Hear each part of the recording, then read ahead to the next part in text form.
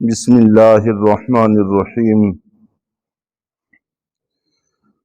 الا ان تکون تجارتا حاضرتا تدیرونها بینکم،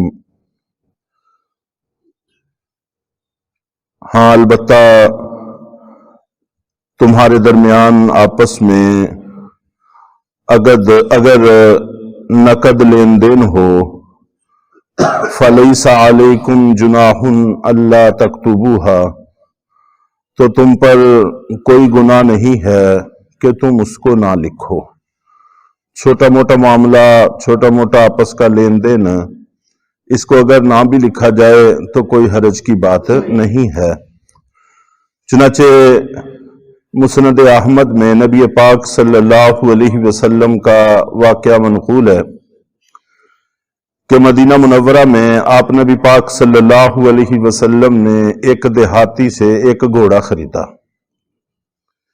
آپس میں معاملہ طے ہو گیا اور اللہ کے رسول صلی اللہ علیہ وسلم نے ارشاد فرمایا کہ آؤ گھر میں وہاں گھوڑا بھی باندھ دینا اور تمہیں اس کی قیمت بھی مل جائے گی۔ چنانچہ نبی پاک صلی اللہ علیہ وسلم آگے آگے چلے اور وہ گھوڑے والے صاحب گھوڑے کو لے کر آپ کے پیچھے چلے۔ درمیان میں کچھ تھوڑا سا فاصلہ بڑھا، لوگوں کو پتہ نہیں تھا کہ سودا ہو گیا ہے، معاملہ طے پا گیا ہے، اس لیے لوگ گھوڑے کو دیکھ کر اس دیہاتی آدمی سے قیمت پوچھنے لگے، قیمت لگانے لگے، اور وہ بھی ظاہر ہے کہ دلچسپی لینے لگا۔ کسی صاحب نے نبی پاک صلی اللہ علیہ وسلم سے زیادہ پیسے لگا دیے تو اس آدمی کی نیت میں فرق آ گیا۔ اس نے پیچھے سے آواز دی کہ اگر تو آپ گھوڑا لینا چاہتے ہیں تو ابھی معاملے کو نمٹائیں، وگرنہ میں کسی اور کو بیچ دیتا ہوں۔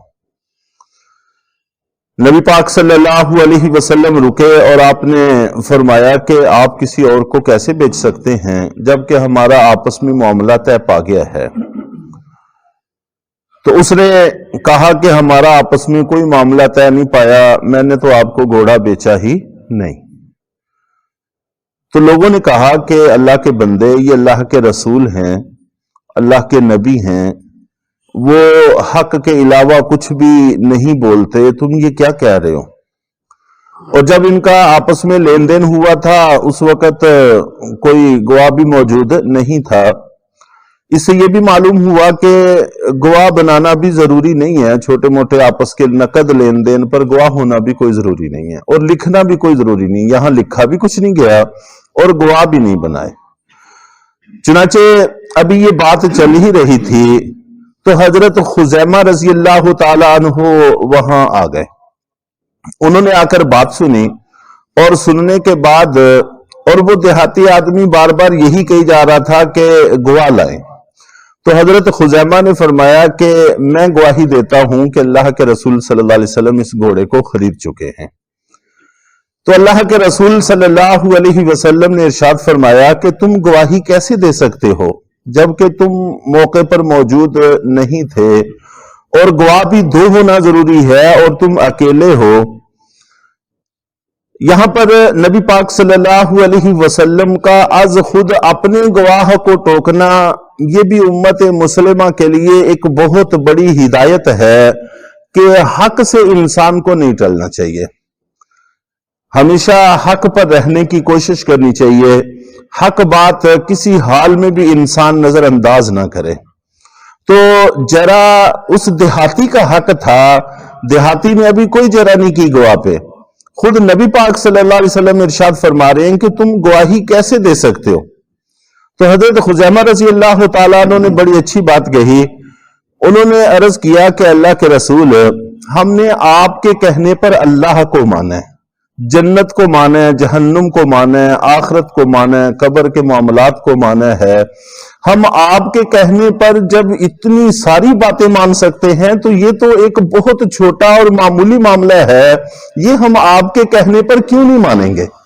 ہم آپ کے نبی ہونے کی وجہ سے، آپ کی سچائی کی وجہ سے اور اس وجہ سے کہ ہم آپ پر سارے معاملات میں ایمان رکھتے ہیں تو ہم گواہی دیتے ہیں کہ آپ یہ گھوڑا خرید چکے ہیں۔ تو اس وقت اللہ کے نبی صلی اللہ علیہ وسلم نے ارشاد فرمایا تھا کہ حضرت خزیمہ آئندہ 2 گواہوں کی جگہ تنہا کافی ہوں گے، کسی کی بھی یہ تنہا گواہی دے دیں گے تو دوسرے گواہ کا تقاضا نہیں کیا جائے گا۔ یہ حضرت خزیمہ رضی اللہ تعالی عنہ کی خصوصیت تھی کہ یہ باقی سارے لوگ 2 گواہ ہوں تو پھر معاملہ مکمل ہوتا ہے، اور حضرت خزیمہ اکیلے بھی گواہی دے دیں تو ان کی گواہی کافی سمجھی جاتی ہے۔ تو بہرحال اس سے یہ بات واضح ہوگی کہ چھوٹے موٹے معاملات لکھنا کوئی ضروری نہیں ہے۔ وَأَشْهِدُوا إِذَا تَبَايَعْتُمْ، اور جس وقت تم لین دین بڑے بڑے معاملات کا کیا کرو تو اس پر گواہ بنا لیا کرو، زمین خریدنا، پلاٹ خریدنا، دکان، اس طرح کی بڑی بڑی چیزیں، ان پر البتہ گواہ نقد بھی ہوں تب بھی گواہ بنا لیا کرو، لکھ بھی لیا کرو۔ وَلَا يُضَارَّ كَاتِبٌ وَلَا شَهِيدٌ، آگے انتہائی اہم حکم ہے کہ پورے کے پورے انصاف کا دار و مدار اسی چیز پر ہے۔ تو اللہ رب العزت نے ارشاد فرمایا کہ لکھنے والے کو کوئی تکلیف نہ پہنچائی جائے اور گواہ کو بھی کوئی تکلیف نہ پہنچائی جائے، اس لیے کہ لکھنے والے کے لکھنے پر اور گواہوں کی گواہی پر انصاف کی بنیاد ہے۔